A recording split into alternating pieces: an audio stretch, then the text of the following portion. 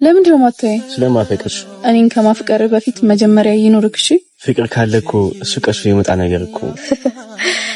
ኧረ እባክህ እስከዛ ብሬል ከክልክ እኔ ምልክ ይሄን ልብስ ራሱ ከጓደኞችክ ተበድረክ ነው። ሰሚያልሽ አፈቀርኩሽ እንጂ አመለኩሽ አላልኩሽ። ስነ ስርዓትሽን ያሽ።